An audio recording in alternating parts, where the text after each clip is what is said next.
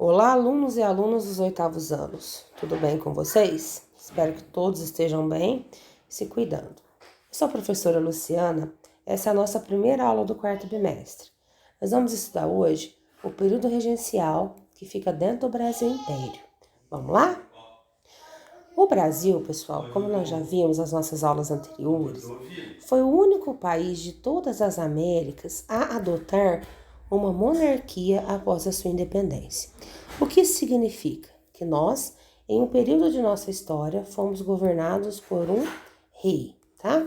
Essa parte de nossa história é denominada Brasil Império e se inicia em 1822 com a proclamação da independência pelo Dom Pedro I e se finda em 1889, mais precisamente no dia 15 de novembro, com a proclamação da República, lá pelo Marechal Deodoro da Fonseca, tá? O Brasil Império é dividido em 3 partes. O primeiro reinado, o período regencial, que nós vamos estudar agora, e o segundo reinado, em que finaliza o Brasil Império. Vamos lá? Pois bem, pessoal, o Brasil regencial vai de 1830 a 1840 e recebeu este nome regencial porque o Brasil foi governado por regentes nessa época, tá? Como previa a nossa Constituição, a Constituição outorgada pelo Dom Pedro I em 1824, na impossibilidade do governante governar, seriam eleitos pessoas para governar para ele, tá? Em 1831, o Dom Pedro I, ele abdica o trono em nome de seu filho, o Pedro de Alcântara, tá? O Pedro II. Porém, o Pedro II, ele tinha apenas 5 anos de idade, ou seja, segundo a Constituição de 1824, ele estava impossibilitado de governar devido à idade. Então, o que foi feito? Após a abdicação do pai dele e a volta de Dom Pedro I para Portugal, como o Pedrinho era muito pequeno, tá? Foram eleitos regentes para governar para ele. Daí o nome do período regencial, tá? O Brasil foi governado por pessoas, por regentes, assim como o maestro rege a sua orquestra. O período regencial é dividido em 4 partes. A regência trina provisória, a regência trina permanente, a regência una do Padre Feijó e a regência una do Araújo de Lima, tá? Este período regencial, ela é citada por alguns historiadores como uma experiência republicana dentro da monarquia brasileira. Por quê, galera? Porque quem podia votar na época, tá? O voto era censitário, tá? Então, os homens maiores de 21 anos que comprovasse determinada renda anual, eles podiam votar, tá? Eram esses homens, né, através do voto censitário, que elegiam, tá, os regentes para governar o Brasil. Daí, alguns historiadores consideraram o período regencial como uma experiência republicana. A primeira parte da regência foi a trina provisória. Trina por quê? Porque foram 3 regentes escolhidos temporariamente para governar o Brasil. Temporariamente, 2 meses, tá? De abril a maio de 1831. O Francisco de Lima, um representante do Exército, o Carneiro Campos, que era um conservador, e o Nicolau Pereira, que era um liberal. A regência trina provisória, ela busca estabelecer a paz interna e dar anistia, né, que é perdão aos revoltosos. Após o fim, né, da regência trina provisória, foram eleitos a regência trina permanente, o Francisco de Lima, o Braulio Muniz e o Costa de Carvalho. Essa regência trina permanente, ela objetivava combater as revoltas, tinha caráter mais liberal e menos conservador. Os partidos políticos da época, pessoal, não eram partidos políticos como a gente conhece hoje, tá? Eram grupos políticos que tinham tendências, tá? Então, as tendências políticas da época eram os exaltados, os moderados e os restauradores. O que cada um queria? Vamos lá ver? O que cada um queria. Os restauradores, né, como o próprio nome diz, queriam restaurar o que era o Brasil antes, ou seja, a volta de Dom Pedro I e o absolutismo. Quais setores da sociedade compunham este grupo? Comerciantes portugueses, militares de alta patente e altos funcionários. Os liberais exaltados, ou seja, que eles eram extremistas, né? Queriam o extremo.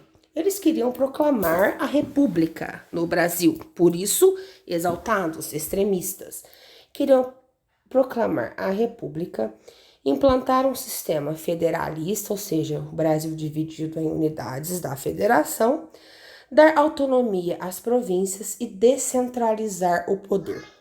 Quem compunham? Quais setores da sociedade compunham o grupo dos liberais exaltados? Profissionais liberais, médicos, jornalistas, advogados, pequenos comerciantes, funcionários e militares de baixa patente.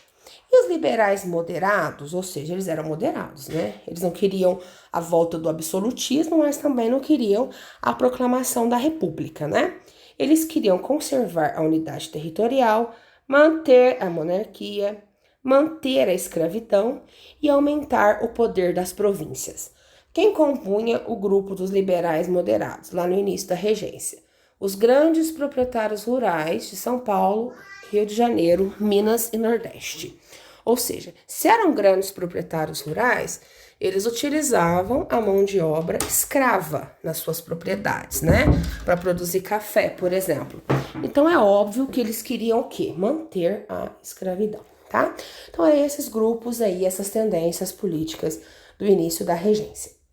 Em 1831, né, com o objetivo de conter as rebeliões, né, que se espalhavam por todo o país, o governo cria a Guarda Nacional, tá?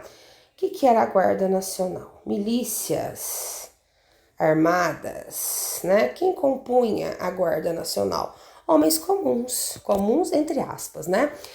Homens que tinham renda anual comprovada de 100 mil réis, que era a moeda da época, tá? E tinham entre 21 e 60 anos. Quem que recrutava esses homens para formar a guarda daquela região? Os ricos fazendeiros daquele lugar, né? Esses ricos fazendeiros, apesar de não ter treinamento militar, não fazer parte do exército, eles recebiam a patente de coronel da Guarda Nacional. Então foi aqui, né, durante o período regencial, que nasce no Brasil, né, uma prática que perdura em muitos lugares do país, chamada, né, existe até hoje, essa prática chamada coronelismo. O que é isso?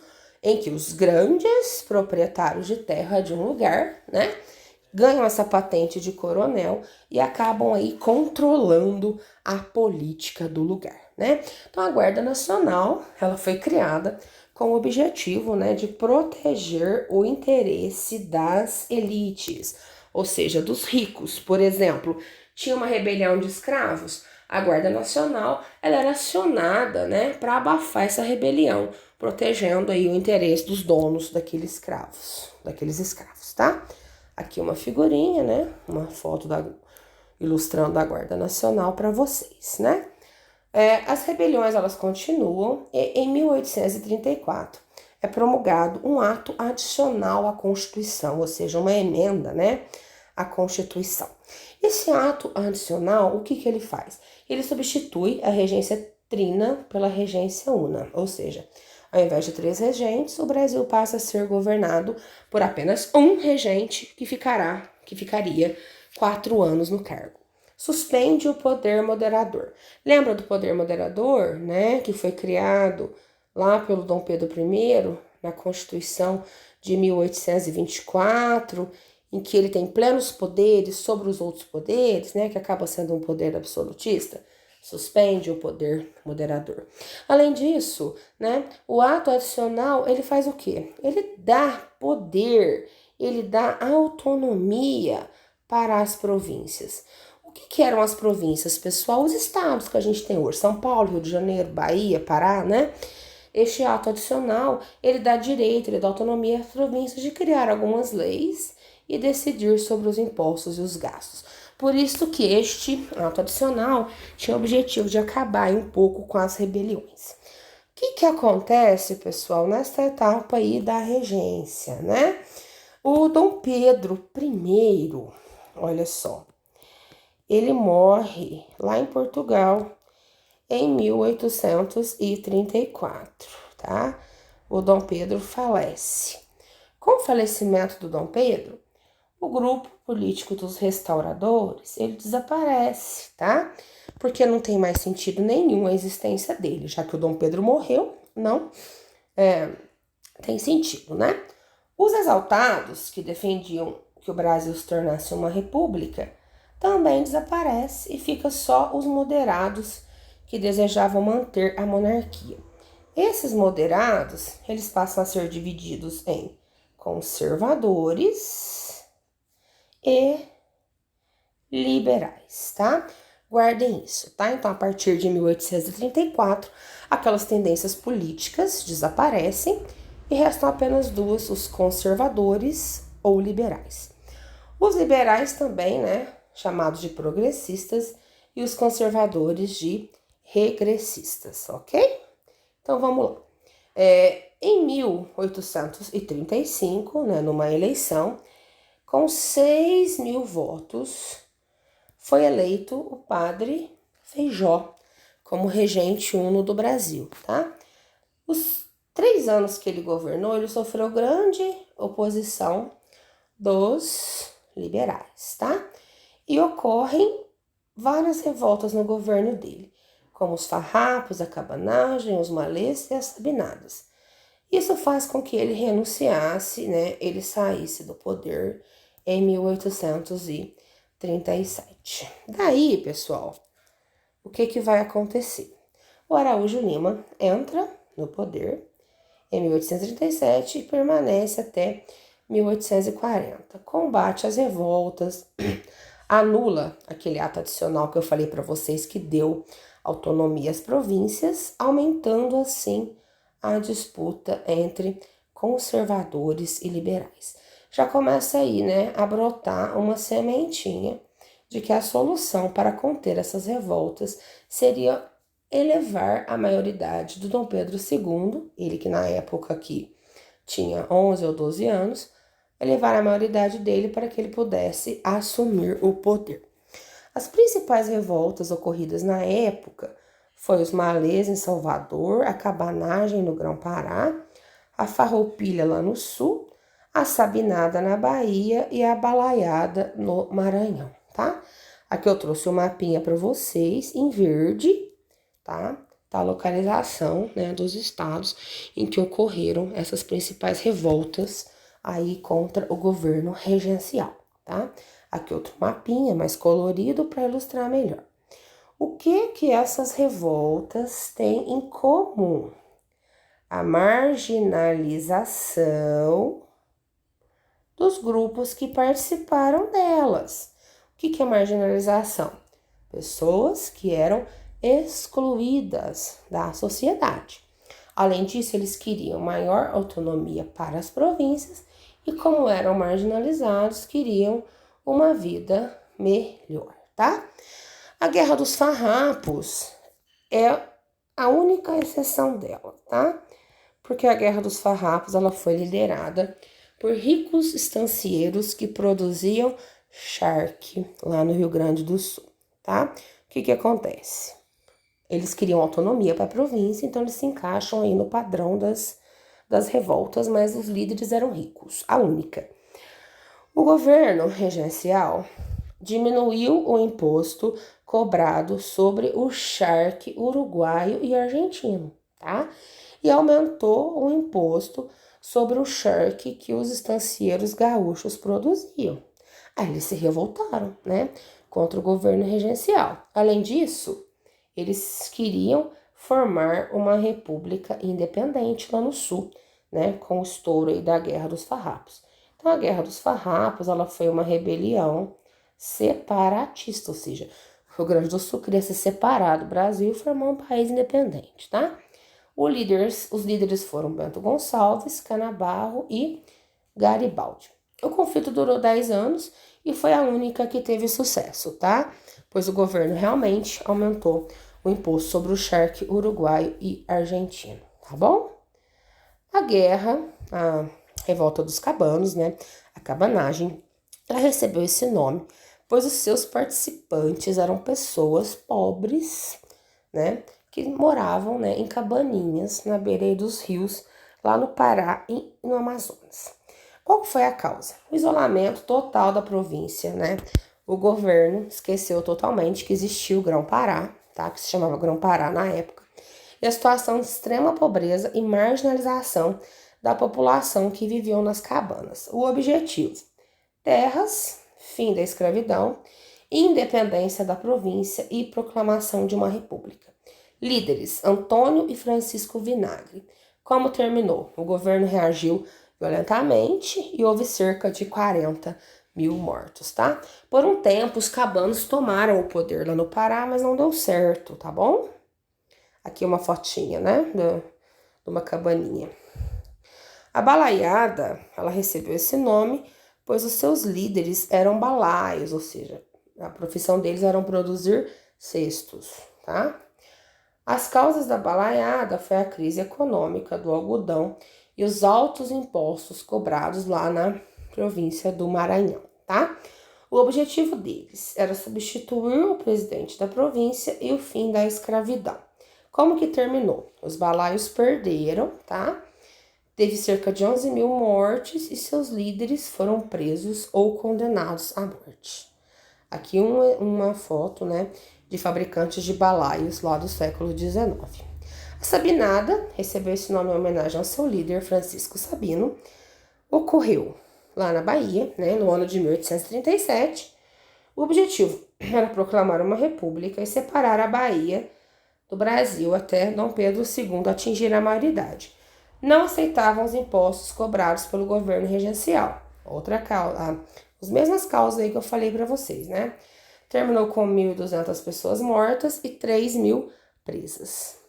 A dos Malês, ocorrida na Bahia, Salvador, em 1835, ela se difere das outras em outro ponto, pessoal. Ela foi liderada por escravos, tá? Quais foram as causas da revolta dos Malês? A condição dos escravos urbanos e dos ex-escravos, né, os negros libertos. As condições de vida deles em Salvador eram péssimas, né, o que gerou aí a revolta dos Malês. Além disso, os Malês, eles eram islâmicos, né, eles seguiam o culto do islamismo. Malê vem da língua lá da tribo Yorubá, e Malê significa convertido ao islamismo. Então, eles sabiam ler e escrever em árabe, e além de melhor condição de vida, eles queriam também liberdade religiosa, eles queriam poder, né, exercer livremente a sua religião. Eles queriam tomar o poder, né, matar os brancos e mulatos, não é uma coisa que foi comprovada pelos historiadores, acabar com a escravidão e criar uma república lá na Bahia, certo? Como eu já disse para vocês, recebeu esse nome porque a religião deles, né, era o islamismo, eles pertenciam ao culto Malê, tá? Os líderes eram Manuel Calate e os escravos, pertencentes ao islamismo, eles foram dedurados, né? O levante nem chegou a acontecer, né? Eles foram dedurados antes de estourar o levante, a revolta, e terminou, né, com a dizimação dos negros e a degradação dos sobreviventes para a África, ou seja, eles foram mandados de volta para a África. Qual a solução para tantas revoltas? Elevar a maioridade de Dom Pedro II, que na época aqui estava com 14 anos. Como que isso ocorreu, pessoal? Vamos lá, ó. Lembra dos conservadores e dos liberais? Pois então, eles levam para a Câmara lá dos Deputados um projeto, né, para votar a emancipação de Dom Pedro II, ou seja, mesmo com 14 anos, ele poderia, né, assumir a liberdade aí, a maioridade.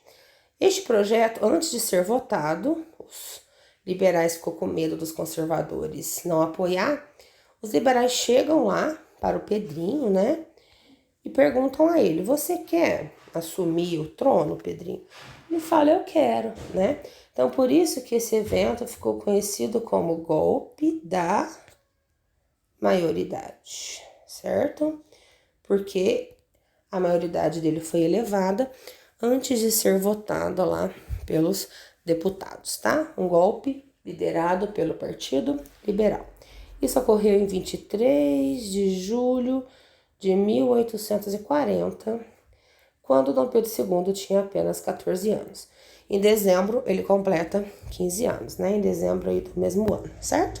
Então, ele assume o poder, dá início ao segundo reinado do Brasil e consegue, né, abafar um pouco as rebeliões, consegue conciliar os interesses de conservadores e liberais, mas é um assunto que a gente vai ver mais para frente na próxima aula, tá?